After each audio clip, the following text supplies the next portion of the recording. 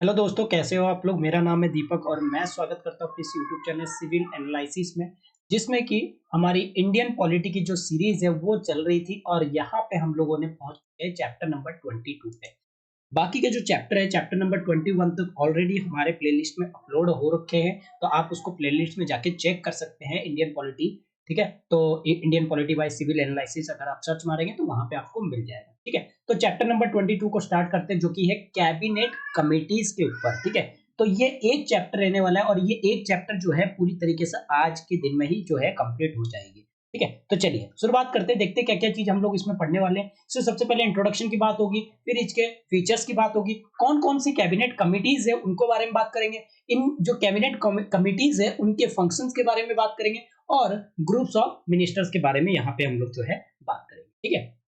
तो ये सारी चीजों के ऊपर आज जो है डिस्कस होने वाली है। तो चलिए स्टार्ट करते हैं। सबसे पहले इंट्रोडक्शन। कैबिनेट कमेटी की अगर इंट्रोडक्शन बात करें तो जो कैबिनेट हमारी बनी होती है, ठीक है, कैबिनेट जो होती है, कैबिनेट, ये जो कैबिनेट होती है ये वर्क कैसे करती है, ये वर्क करती है भैया कैबिनेट कमिटीज। किसके थ्रू? कैबिनेट कमिटीज के थ्रू। और यही कमिटी जो है हमारी क्या बनाती है, इनकी कमिटीज होती है, और यही कमिटीज जो है वो क्या बनाती है, हमारी कैबिनेट कमिटीज जो है बनाती है, ठीक है। इनके थ्रू ही काम करते हैं, जो भी इनका काम होता है वो सारे हम लोग को यहाँ पे पढ़ना है। और इनके बारे में हम लोग जो अभी पढ़ेंगे वो है फीचर्स के बारे में पढ़ेंगे, ठीक है। इनके कौन कौन सी कैबिनेट कमिटीज होती है उनके बारे में, यानी कि लिस्ट्स के बारे में, और इनकी जो फंक्शंस होती है इनके बारे में भी हम लोग वो जो है आज के क्लास में डिस्कस करेंगे, ठीक है। तो शुरुआत करते हैं। सबसे पहले बात करते हैं feature of the cabinet committees. तो क्या बताया जाता है, ये हमारे एक्स्ट्रा कॉन्स्टिट्यूशनल है, जो कि इमरजेंसी के टाइम पे आया था। They are extra constitutional in emergency, ठीक है। एक्स्ट्रा कॉन्स्टिट्यूशनल है, एक्स्ट्रा कॉन्स्टिट्यूशनल है, ठीक है। अगर बात की जाए, अगर मैं पॉइंट वाइज इनकी बात करूं तो ये एक्स्ट्रा कॉन्स्टिट्यूशनल है इन इमरजेंसी, ठीक है। दूसरे शब्दों में कहें तो इसमें कॉन्स्टिट्यूशन में कहीं ना कहीं इन्वॉल्व नहीं है, यानी कि कॉन्स्टिट्यूशन में कहीं भी इसके बारे में जो है लिखा हुआ नहीं है, यानी कि मेंशन नहीं है, नॉट मेंशन, ठीक है। कहीं पे भी इसका मेंशन नहीं है, ठीक है, कॉन्स्टिट्यूशन में। जो जबकि जो रूल्स ऑफ बिजनेस है वो कहीं ना कहीं इसकी स्टैब्लिशमेंट को प्रोवाइड करती है। ये जो एक्स्ट्रा कॉन्स्टिट्यूशन है इसको जो प्रोवाइड करती है, इसकी जो स्टैब्लिशमेंट होती है वो किस वजह से होती है भाई, हमारे रूल्स ऑफ बिजनेस में लिखा हुआ है इस वजह से। रूल्स ऑफ बिजनेस के कारण ये जो है स्टैब्लिश किए जाते हैं, ठीक है। रूल्स ऑफ बिजनेस के कारण ये स्टैब्लिश की जाती है, इसी वजह से जो है यहाँ पे हमारा एक्स्ट्रा कॉन्स्टिट्यूशनल बॉडी है, ठीक है। सेकंड पॉइंट की अगर मैं बात करूं, सेकंड पॉइंट की, तो यहाँ पे दो तरह की कमिटियां होती है, ठीक है। एक तो होती है भाई जो आपके कैबिनेट कमिटीज होती है, ये कमिटीज जो होती है वो दो तरह की होती है। पहला होती है कि भाई, एक तो होती है भाई आपके एडहॉक कमेटी, और एक होती है स्टैंडिंग कमेटी। स्टैंडिंग कमेटी और दूसरी है आपकी ad hoc committee. Ad hoc से ही पता लग रहा है कि भाई ये टेम्परेरी होगा, और ये ऑब्वियसली बात है स्टैंडिंग कमेटी जो है वो परमानेंट है, ठीक है। यानी कि पहला वाला जो है आपका स्टैंडिंग कमेटी जो है वो क्या है, परमानेंट नेचर का है। कैसा नेचर का है? परमानेंट नेचर का है। और जबकि एडहॉक कमेटी जो है वो क्या है, आपका टेम्परेरी नेचर का है। किस नेचर का है? ये टेम्परेरी नेचर का है, टेम्परेरी नेचर का है, ठीक है। तो ये दो कमेटियां होती है, ठीक है। और इनको जो एडहॉक कमेटी जो बनाई जाती है ये टाइम टाइम पे बनाई जाती है, ये नहीं कि पहले से होते हैं। टाइम टू टाइम जो है इनको जो है वो क्या किया जाता है, इनको कॉन्स्टिट्यूट किया जाता है। कॉन्स्टिट्यूट किया जाता है किस लिए किया जाता है? ताकि ये कुछ स्पेशल प्रॉब्लम से, ठीक है, स्पेशल प्रॉब्लम से डील कर सके। स्पेशल प्रॉब्लम वगैरह जो आती है उससे क्या कर सके, ये डील कर सके। तो इसके लिए यहाँ टाइम टाइम पे क्या बनाई जाती है, आपके एडहॉक कमेटियां जो है बनाई जाती है, ठीक है। तो ये था दो पॉइंट। आगे बात करते हैं। और जैसे ही इसका काम हो जाता है तो भैया इसको डिस्बैंडेड भी किया जाता है, ठीक है। जब इसका काम खत्म हो जाता है, यानी कि जब इस कमेटी का, एडहॉक कमेटी का वर्क जो है कंप्लीट हो जाता है, कंप्लीट जो हो जाता है, तो इसको डिसबैंडेड किया जाता है। ठीक है, इसको फिर डिसबैंडेड कर दिया जाता है। थर्ड पॉइंट की बात करते हैं। थर्ड पॉइंट क्या कहता है? इसके थर्ड पॉइंट की अगर मैं बात करूं, इनको सेटअप कौन करता है? भैया सेटअप किया जाता है प्राइम मिनिस्टर के द्वारा। सेटअप किसके द्वारा किया जाता है? सेटअप किया जाता है प्राइम मिनिस्टर। तो जब सेटअप इनको प्राइम मिनिस्टर के द्वारा किया जा रहा है, यानी कि टाइम टाइम पे जब रिक्वायरमेंट होती है तब इनको सेटअप किया जाता है प्राइम मिनिस्टर के द्वारा। ठीक है, जो एडॉक कमेटी है, बाकी कमिटीज को तो बनाया जाता है, लेकिन जो एडॉक कमेटी है उनको प्राइम मिनिस्टर के द्वारा सेटअप किया जाता है। ये यूजुअली क्या होते हैं, इसमें कौन कौन से लोग होते हैं भैया? इनमें जो होते हैं लोग होते हैं आपके कैबिनेट मिनिस्टर ही होते। कैबिनेट मिनिस्टर जो होते हैं वही इनके मेंबर जो है होते हैं। ठीक है, कभी कभी ऐसा भी होता है कि नॉन कैबिनेट मिनिस्ट्री को भी अपॉइंटेड कर दिया जाता है, या फिर जो नॉन कैबिनेट मिनिस्ट्री होते हैं वो कहीं ना कहीं इन मीटिंग को अटेंड करते हैं। कभी कभी स्पेशल इनवाइटीज को, ठीक है, स्पेशल इनवाइटीज भी होते हैं इसमें, इनवाइटीज। ठीक है, कभी कभी इनको नॉन कैबिनेट मेंबर भी कहीं ना कहीं इनको इनके लिए बनाया दिया जाता था। कैबिनेट कमेटी होती है, कैबिनेट मिनिस्टर होते हैं, उनको भी यहाँ पे जो है रख दिया जाता है, रख दिया जाता है। ठीक है, तो इनका जो सेटअप होता है वो कौन करता है? प्राइम मिनिस्टर करते हैं। इसमें आपके कैबिनेट मिनिस्टर हो सकते हैं, नॉन कैबिनेट हो सकते हैं, या स्पेशल इनवाइटीज वगैरह जो है वो हो सकते हैं। ठीक है, तो ये था आपका तीन चीज। ठीक है, चलिए तो आगे बात करते हैं। तो इनकी जो मेंबरशिप है वो कहीं ना कहीं वेरीज करती रहती है। ठीक है, ये आपके तीन पॉइंट पे मैंने ये दोनों ही चीजों को कंप्लीट कर दिया, यानी कि कौन से मेंबर हो सकते हैं और आपकी जो है कौन इनको अपॉइंट करता है, यानी कि कौन इनको सेटअप करता है। ठीक है, इसमें कैबिनेट भी मिनिस्टर हो सकते हैं, कभी कभी नॉन कैबिनेट होते हैं, और कभी कभी आपके नॉन कैबिनेट मिनिस्टर के अलावा आपके इसमें स्पेशल इन्वाइटीज जो है उनको बुलाए जाते हैं ताकि आप इसको अटेंड कीजिए। ठीक है, तो इनकी कमेटी के जो, अगर मैं मेंबर की बात करूं तो मेंबर जरूरी नहीं है कोई फिक्स नंबर होती है। ठीक है, अगर मैं इसको फोर्थ पॉइंट ले लूं तो कोई फिक्स नंबर ऑफ मेंबर नहीं होती है, not fix number of members.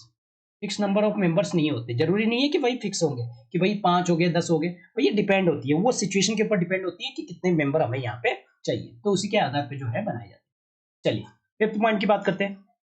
Fifth point क्या कहता है?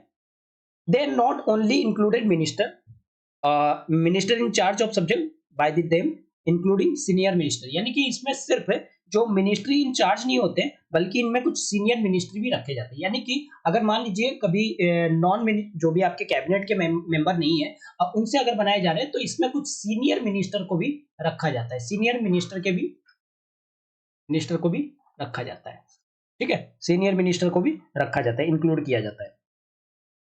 ठीक है, जो मिनिस्ट्री इन चार्ज तो होते ही होते हैं, वो कहीं ना कहीं इनमें आते हैं, लेकिन उनके साथ साथ सीनियर मिनिस्टर भी इनके साथ जुड़े हुए होते हैं, तभी हम लोग कहते हैं इसको कैबिनेट कमेटी, यानी कि कैबिनेट कमेटी के कुछ जो लोग हैं वो कहीं ना कहीं इसके अंदर रहते हैं। ठीक है, चलिए आगे बात करते हैं पॉइंट नंबर 6 की। पॉइंट नंबर 6 क्या कहता है? अगर इसको हेड करने की बात की जाए तो मोस्टली अगर हेड किया जाता है, किसके द्वारा किया जाता है? प्राइम मिनिस्टर के द्वारा हेड किया जाता है। मोस्टली जो हेडेड होते हैं, हेड किए जाते हैं, वो किसके द्वारा हेड किया जाता है? आपके प्राइम मिनिस्टर के द्वारा हेड किए जाते हैं, हेड किए जाते हैं प्राइम के द्वारा। लेकिन कभी कभी जैसे मान लीजिए प्राइम मिनिस्टर अवेलेबल नहीं है, तो कभी कभी ऐसा भी होता है सीनियर मिनिस्टर के द्वारा भी हेड किया जाता है। सीनियर मिनिस्टर के द्वारा रिक्वायरमेंट के हिसाब से जो है वो हेड करते हैं। अगर प्राइम मिनिस्टर की रिक्वायरमेंट है तो प्राइम मिनिस्टर उसको हेड करेंगे, अगर कहीं पे आपके सीनियर मिनिस्टर की जरूरत है तो इस पे सीनियर मिनिस्टर भी उसको प्रिसाइड कर सकते हैं। ठीक है, तो यानी कि एक्टिव चेयरमैन के रूप में एक्ट कर सकते हैं। ठीक है, पॉइंट नंबर 7 की बात करते हैं। सातवां पॉइंट क्या कहता है? सातवां पॉइंट क्या कहता है कि भाई इसमें इश्यूज को सिर्फ इश्यूज को ही नहीं देखा जाता है, बल्कि अलग अलग पर्पस को भी देखा जाता है, कि कैबिनेट के अलग अलग पर्पस को भी कहीं ना कहीं यहाँ पे देखा जाता है। यानी कि पॉलिसीज वगैरह जो फॉर्मुलेट की जाती है, जब पॉलिसी ये इश्यूज को तो देखता ही देखता है, एक काम है कि भाई इश्यूज को देखेगा ही देखेगा, लेकिन उसके साथ साथ जो पॉलिसी फॉर्मुलेट किए जाते हैं उसमें सभी का कंसिडरेशन चाहिए, तो उसके लिए कैबिनेट के पास जो है क्या किया जाता है, एक कैबिनेट कमेटी बना दी जाती है और उसको देखता है कि हाँ भाई ये पॉलिसी फॉर्मुलेशन जो किया है वो सही किया है, और ये कहीं ना कहीं बाकी सारे मिनिस्टर को भी मानना पड़ेगा, तो वो वहीं पे प्रपोजल जो है प्रोवाइड कर देते हैं। ठीक है, या फिर हम ये कह सकते हैं कि यहाँ पे रिव्यू होता है डिसीजन का, जो भी डिसीजन लिए जाते हैं उसका कहीं ना कहीं रिव्यू दे डिसीजन। डिसीजन का रिव्यू हो जाता है यहाँ पे, ठीक है। चलिए आगे बात करते हैं। 8वां पॉइंट की अगर बात करें, ये एक ऑर्गेनाइजेशनल डिवाइस है जो कि वर्कलोड, जो कि कैबिनेट के ऊपर जो वर्कलोड आता है, कैबिनेट के ऊपर जो वर्कलोड आता है उसको कहीं ना कहीं रिड्यूस करने का काम करता है, ठीक है। इतना ज्यादा कैबिनेट के ऊपर काम ना आए उसको रिड्यूस करने का काम करता है, और पॉलिसीज इशू को इन डेप्थ एग्जामिनेशन जो है इसका करने का काम, ठीक है। इन डेप्थ एग्जामिनेशन करता है, एग्जामिनेशन करता है,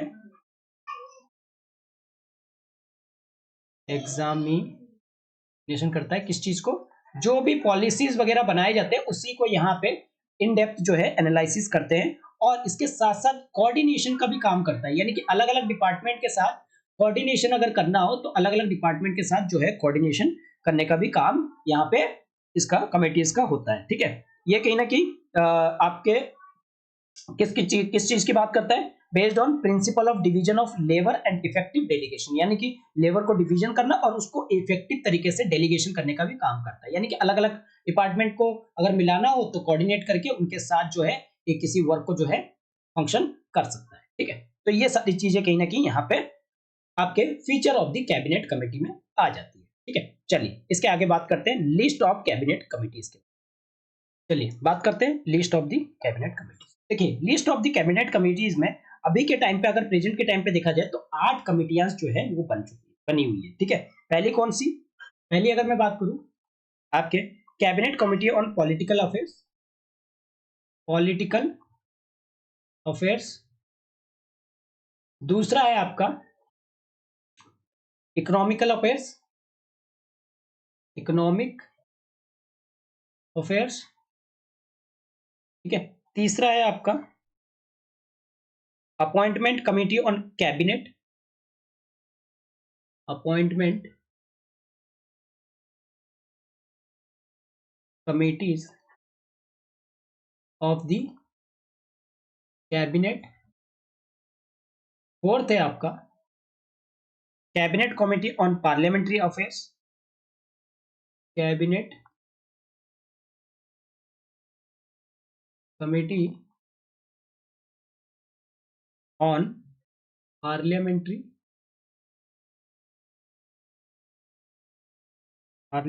अफेयर्स, ठीक है। फिफ्थ है आपका cabinet committee on security,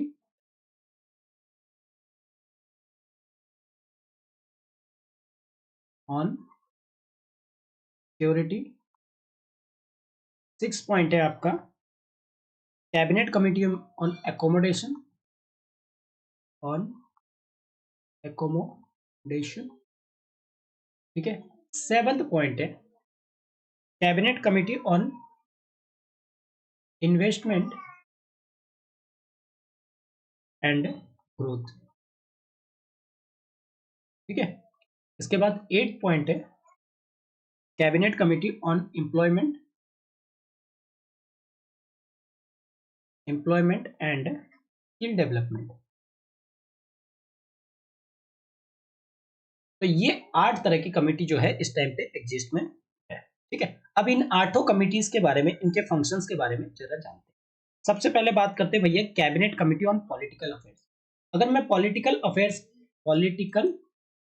affairs committee की मैं बात करूं तो इनका क्या फंक्शंस होता है, ये जो भी पॉलिसीज वगैरह ये डील किससे करते हैं, ये डील करते हैं आपके पॉलिसीज वगैरह जो भी इससे डोमेस्टिक पॉलिसीज हो गया और दूसरी इंटरनेशनल पॉलिसीज हो गया, यानी कि फॉरेन अफेयर से रिलेटेड जो भी पॉलिसीज होगी उनके ऊपर जो है ये डील करने का काम करता है, ठीक है। ये जो पॉलिटिकल अफेयर्स है वो कहीं ना कहीं डील करता है जो भी पॉलिसी मैटर जो है जुड़ा होता है किससे, आपके डोमेस्टिक और फॉरेन अफेयर से, ठीक है, पहला। दूसरा अगर मैं बात करूं भाई cabinet committee on economic affairs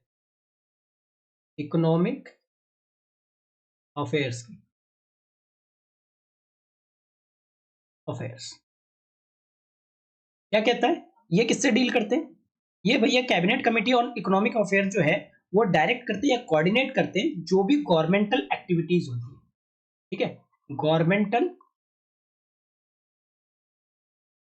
activities होती है किससे रिलेटेड, आपके इकोनॉमी से रिलेटेड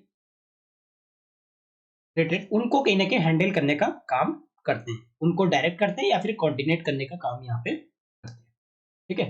थर्ड पॉइंट क्या बताता है, appointment committee of the cabinet. Appointment committee की बात करते हैं, नाम से ही पता लग रहा है अपॉइंटमेंट कमिटी है, तो क्या काम हो सकता है, जो भी इंपॉर्टेंट यानी कि हाई लेवल की अपॉइंटमेंट होती है, ठीक है, हायर लेवल के जो भी अपॉइंटमेंट होते हैं, हायर लेवल के अपॉइंटमेंट इन द सेंस कि भाई सेक्रेटरी वगैरह हो गया, ठीक है, सेक्रेटरी हो गया, सेंट्रल सेक्रेटरी, या फिर पब्लिक एंटरप्राइजेस हो गए, बैंक हो गए, फाइनेंस इंस्टीट्यूशन हो गए, उन सबके ऊपर जो भी अपॉइंटमेंट किए जाते हैं तो वो अपॉइंटमेंट कमेटी का काम होता है, ठीक है। आप लक्ष्मीकांत में भी इस चीज को देख सकते हैं। इसके बाद फोर्थ पॉइंट की बात करें तो cabinet committee on parliamentary affairs. Parliamentary affairs का क्या काम है, पार्लियामेंट्री अफेयर्स, पार्लियामेंट्री अफेयर्स की अगर मैं बात करूं तो ये क्या करता है, जो गवर्नमेंट की बिजनेसेस होती है पार्लियामेंट में, ठीक है, गवर्नमेंट की बिजनेस होती है कहां पे, इन पार्लियामेंट, उसके प्रोग्रेस को देखता है, पार्लियामेंट में उसके प्रोग्रेस को देखता है, ठीक है। तो ये काम होते हैं, ये चार काम आपके चार अलग अलग कमिटीज के बता दिए। इसके बाद फिफ्थ पॉइंट की बात करें यानी कि पांचवें कमेटी की, पांचवा कमेटी कहता है क्या, कैबिनेट कमेटी ऑन सिक्योरिटी। भाई सिक्योरिटी की बात है तो ये किससे डील करेगा, सिक्योरिटी की बात है तो ये डील करते हैं भैया सिक्योरिटी से ही रिलेटेड, किससे, डिफेंस हो गए, डिफेंस हो गए, ठीक है, लॉ एंड ऑर्डर हो गए, लॉ एंड ऑर्डर हो गए, ठीक है, और इससे इसके साथ साथ इंटरनल सिक्योरिटी होगी, इंटरनल सिक्योरिटी होगी, ठीक है, या एटॉमिक एनर्जी होगी, इनसे रिलेटेड जो भी सिक्योरिटी से रिलेटेड चीजें हैं उनसे डील करने का काम सिक्योरिटी कमेटी का होता है, ठीक है, कैबिनेट कमेटी ऑन सिक्योरिटी का। पॉइंट नंबर 6, छठी कमेटी यानी कि cabinet committee on accommodation. Accommodation से पता लग रहा है जितने भी मिनिस्टर्स वगैरह है ना, ठीक है, जो भी गवर्नमेंट अकोमोडेशन दिए जाते हैं मेंबर ऑफ पार्लियामेंट को, जो भी गवर्नमेंट अकोमोडेशन किस दिए जाते हैं, किसको, एमपीज को, ठीक है, मेंबर ऑफ पार्लियामेंट को, ठीक है। इसके साथ साथ जो सेंट्रल गवर्नमेंट की इंप्लॉइज होते हैं, सेंट्रल गवर्नमेंट की एम्प्लॉयज वगैरह होते हैं, ठीक है, सेंट्रल गवर्नमेंट के एम्प्लॉयज वगैरह होते हैं, तो इन सबको या फिर जो पर्सन दूसरे पर्सन होते हैं या अलग अलग ऑर्गेनाइजेशन होते हैं जो उनको ऑर्गेनाइजेशन होते हैं उनको जो भी अकोमोडेशन दिए जाते हैं तो वो सारे कौन देता है, आपके कैबिनेट कमेटी ऑन अकोमोडेशन जो है प्रोवाइड। पॉइंट नंबर 7 की बात करें, cabinet committee on investment and growth. Investment and growth की बात करें तो ये क्या होता है, ये किस चीज से डील करता है, ये डील करते हैं भैया, डील करते हैं जो भी इश्यूज रिलेटेड होते हैं डेवलप आपके कैपिटल से, जो भी पॉलिसीज के लिए, ऑल पॉलिसीज, सभी पॉलिसीज मैटर जिसमें क्या होता है, आपको कैपिटल इनफ्लो करना है यानी कि पैसे का लेन देन करना है, एक्सपोर्ट को प्रमोशन करना है, कैपिटल पैसे को इनफ्लो करना है, ठीक है, या फिर आपको एक्सपोर्ट से रिलेटेड कुछ करना है, एक्सपोर्ट को इंक्रीज करना है, ठीक है, या इंपोर्ट को कम करना है, तो वो सारी चीजों को देख रेख कौन करता है, इन्वेस्टमेंट एंड ग्रोथ करता है, जिससे कि हमारी ईज ऑफ डूइंग जो बिजनेस है वो क्या हो सके, ग्रोथ हो सके, ठीक है। चलिए आगे बात करते हैं आठवें, एट जो है आपके cabinet committee on employment and skill development. Employment and skill development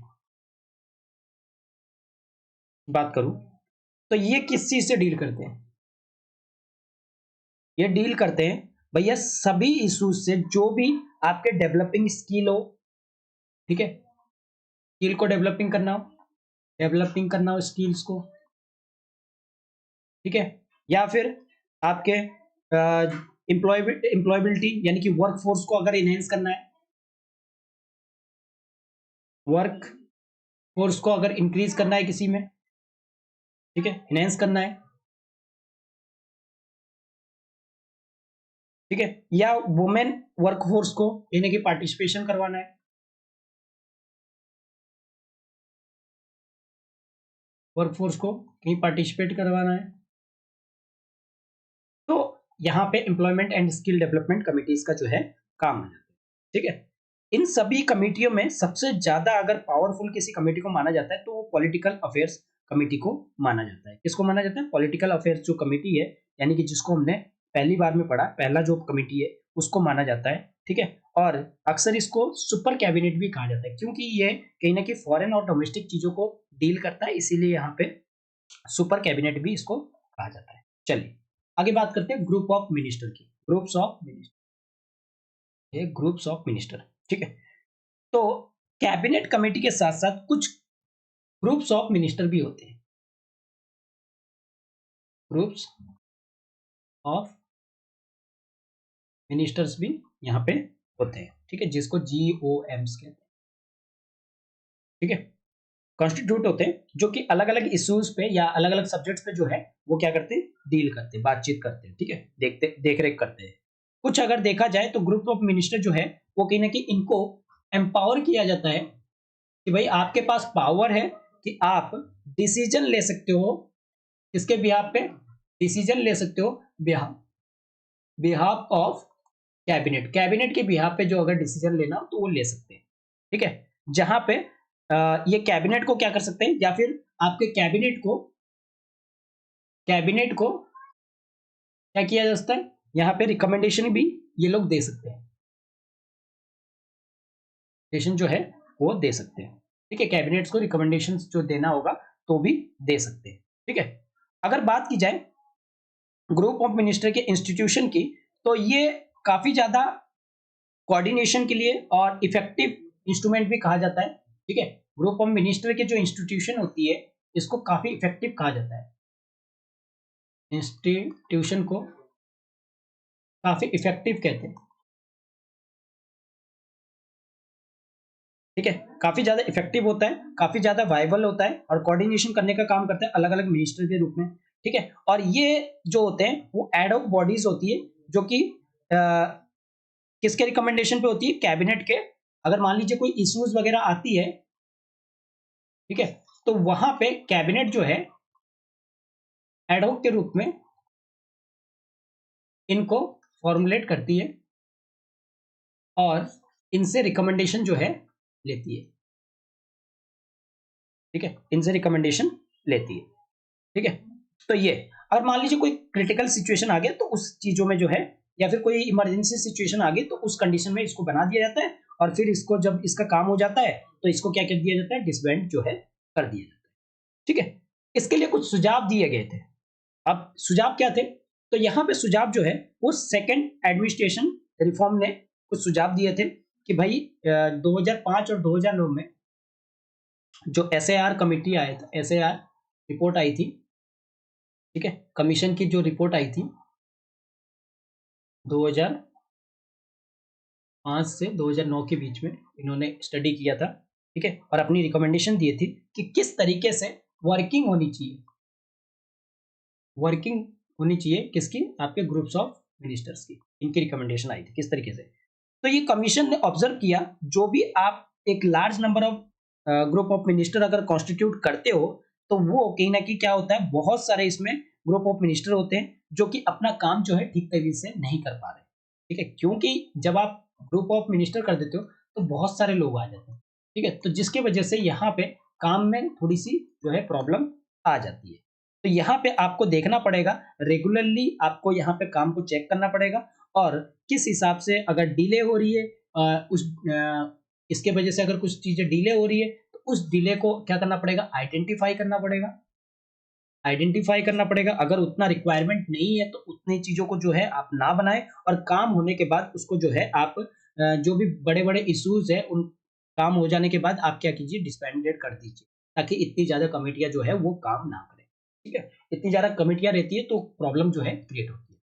दूसरी बात इन्होंने क्या बताई थी, दूसरी बात इन्होंने बताई थी, कमीशन ने ये महसूस किया था कि भाई सिलेक्टिव यूज होना चाहिए, जो institution of group of minister है उनका कहना है कि सिलेक्टिव तरीके से होना चाहिए। भाई ऐसे नहीं कि आप 50 चीजों के लिए जो है 50 कमेटियां जो है बना दो, ठीक है, या और 50 कमेटियां बना दोगे तो इनके काम भी नहीं हो पाएंगे और ये एफिशिएंट तरीके से जो है काम नहीं कर पाएंगे।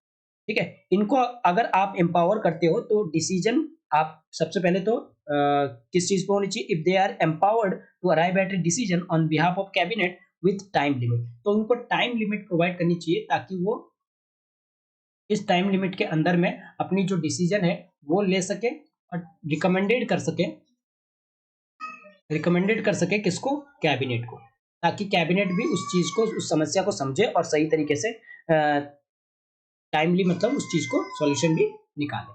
ठीक है, थर्ड पॉइंट क्या कहता है, थर्ड पॉइंट कहा जाता है जो कमीशन है वो कहीं ना कहीं रिकमेंडेड करते हैं कि जहां पे जरूरत पड़ती है आप कहीं ना कहीं उनको कोऑर्डिनेशन के लिए, जो भी ग्रुप ऑफ मिनिस्टर के फंक्शंस होते हैं उनको कोऑर्डिनेशन करवा सकते हैं, और ये इंश्योर करना जरूरी है कि वो इफेक्टिव तरीके से काम कर रहे हैं, इफेक्टिव तरीके से काम कर रहे हैं या नहीं कर रहे हैं। ठीक है, क्या वो जो रिजोल्यूशन बनाया गया है उसको सही तरीके से हेल्प कर रहे हैं या नहीं कर रहे हैं। ठीक है, यानी कि इफेक्टिव यूज की बात की जा रही है, और यहाँ इफेक्टिव यूज जो है वो टाइम लिमिट को ध्यान में रखते हुए करना चाहिए, यानी कि टाइम लिमिट के साथ आप इफेक्टिव, टाइम लिमिट के साथ आप इफेक्टिव चीजों को जो है करें, ताकि लोगों के लिए, बाकी लोगों के लिए जो है वो काफी ज्यादा। तो ये था आपके ग्रुप ऑफ मिनिस्टर के बारे में। ठीक है, तो आई होप कि ये चैप्टर आप लोग को अच्छा लगा होगा। अगर चैप्टर अच्छा लगा है तो इसको लाइक कीजिए, अपने दोस्तों के साथ शेयर कीजिए और सब्सक्राइब करना ना भूलिए। अब ये कैबिनेट कमेटी का जो चैप्टर है, चैप्टर नंबर 22 यहीं पे खत्म होता है, और इसके बाद हम नेक्स्ट चैप्टर, जो सबसे बड़ा चैप्टर है वो है पार्लियामेंट, यानी कि चैप्टर नंबर 23 को जो है नेक्स्ट क्लास में हम लोग स्टार्ट करेंगे। ठीक है, तो चलिए, थैंक यू।